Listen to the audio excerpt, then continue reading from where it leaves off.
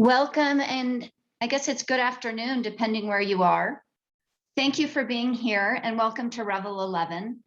I'm Monica Smith, a co-creator of Revel 11, along with Joni Parsons.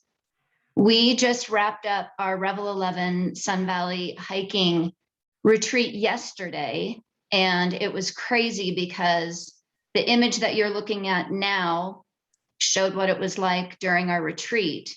And this morning, I woke up to the snow on the left.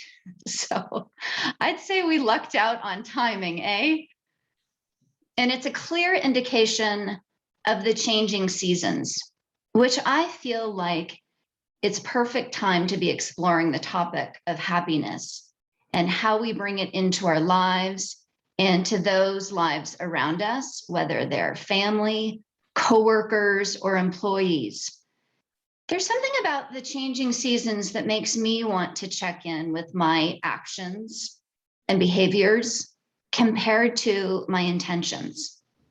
This is also perfect time because Jenn is releasing her new book, I think tomorrow, Beyond Happiness. So congratulations and welcome, Jenn. Thank you so much for having me. It's an honor to be here and amazing to see the changing of seasons in the course of a day. I feel like we have changes of seasons in the course of all the seasons within a minute these days. But yeah, that's beautiful.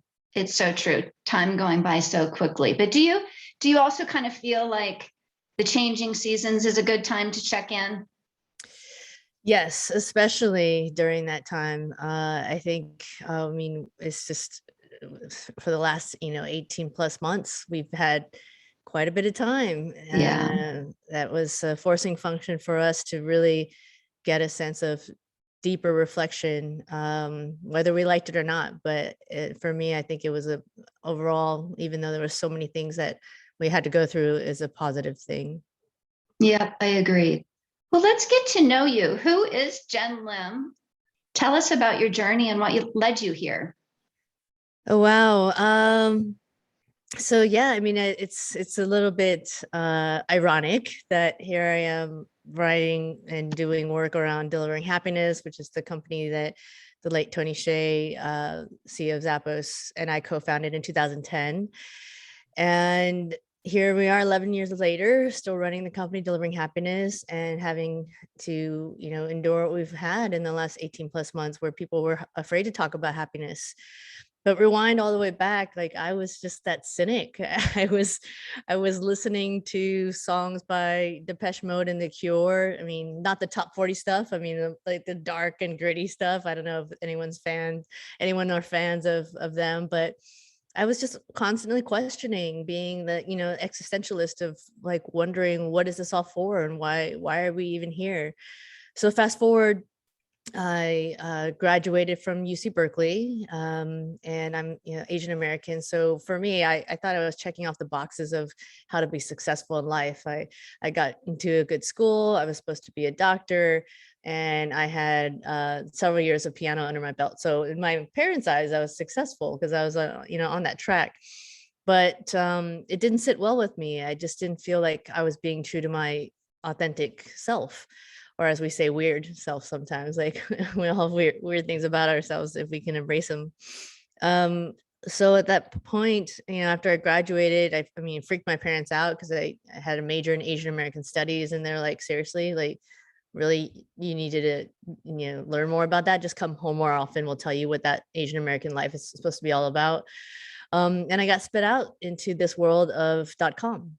So it was the .com boom in Silicon Valley, late 90s, and the money title status just like fell in my lap. And as we all know, the .com busted, and within 1 year, I got laid off. 9/11 happened, and then my dad was diagnosed with stage 3 colon cancer, and he passed away not too long thereafter.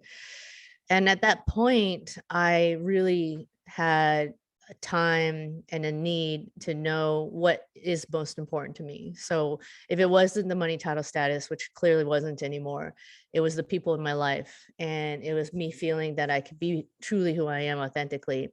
And it was me feeling that sense of freedom and unlocking it, that no matter what's going on in the world, at least I can ground myself in what's most important. So fast forward, that's how I started consulting at Zappos, and how Delivering Happiness, the book, came about, doing that with Tony. And here I am now, still talking about happiness, but clearly from a different perspective, because I had to process all of this and put that out in a book called Beyond Happiness.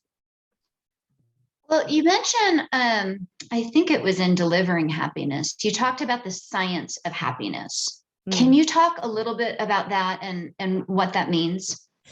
Yeah, so this was so fascinating to me, because in that course of what I just described, I didn't know that there were actually, researchers and data, and there's a science behind all this stuff. And it happened to be called happiness as I was searching for my own sense of being and, meaning in life. So the science of happiness has been telling us that there are basically consistent levers, or ways to focus on what's right with us and not necessarily focus on what's wrong with us, which is traditional psychology. But positive psychology talks about these different levers, which are, as an example, a sense of control or autonomy in our lives, a sense of progress, so that we're feeling we're developing and growing, a sense of connectedness and like meaningful connection, so the depth and breadth of your relationships. But the most sustainable form of happiness, so that was really revelatory, is the sense of purpose. Because we can talk about happiness as a form of pleasures, which is totally fine. We all need it, to hang out with our buddies. We need to go get that glass of wine and sit down with our favorite Netflix show. But that's not really sustainable in our lives. And until we get a sense of who we are authentically, those more hedonistic things are put on a different plate, in our lives.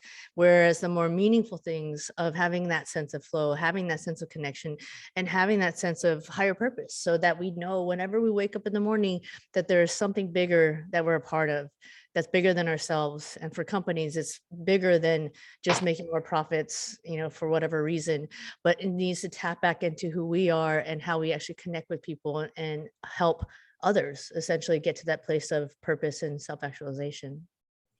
Well, before we get to kind of the balance between a sense of purpose personally and how that integrates with work, I've read an incredible statistic that said something like Americans, only 25% of them have a clear sense of purpose. So for those of us who don't have a clear sense of purpose, do you have any recommendations on how to find it? Yeah, and this was a big part of this book, in the sense that I wanted to make it practical, because when we see or hear the word purpose, sometimes it feels really daunting. It's like, oh It wait, does. I don't even know what that, like, how do I even get there? So an exercise that I go through in the book is keep it simple, and realize before you even go through this exercise is that purpose keeps on evolving. So just because you put one, on the wall, it's a draft. And as we grow and learn more as human beings, that purpose can evolve. But there's three basic questions that I ask when people are wondering what their purpose statement could be. Number one is the sense of energy, like what sparks you up, what energizes you in a positive way, or what energizes you in a way that makes you angry.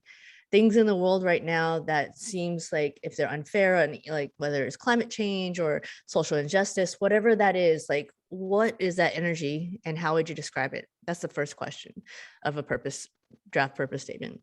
The second one is a sense of talent. And I think the easiest way to understand what your talents are is like when people that you respect, whether it's at work or in general life, and they ask you to do certain things over and over again, that seems very obvious to be your natural talent, and something that you don't even have to name within yourself, because you know that people are gravitating to you for those reasons. And then the last thing is impact. Just asking that question, what is the impact that you want to make? Again, don't make it daunting. Don't make it too big. Just what is it that you want to do that's different, that can change the world in your own world in some way?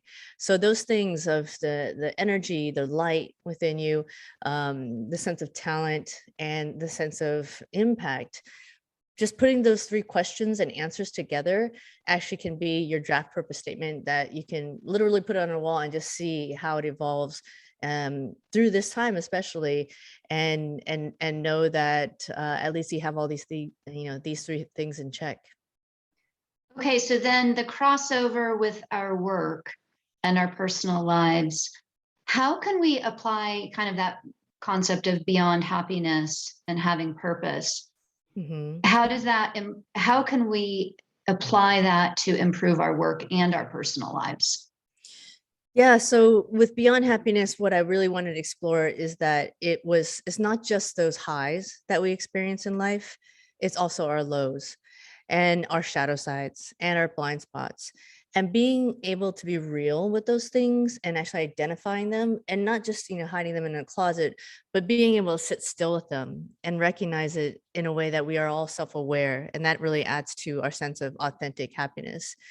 So why I wanted to explore that, and especially now I didn't, when I was writing this, I didn't have any idea that we'd be going on this long in terms of where we are with the pandemic and recession, and people are still struggling in many, many ways. What makes that important in the workplace is that we as leaders, and whether, no matter what role or title we have, that's something that we can control. And that's what we have to hold dear to. So in the workplace, there's so many things that we cannot control, whether it's our, colleagues or boss, or the way, HR is run, or the perks or non-perks that we have.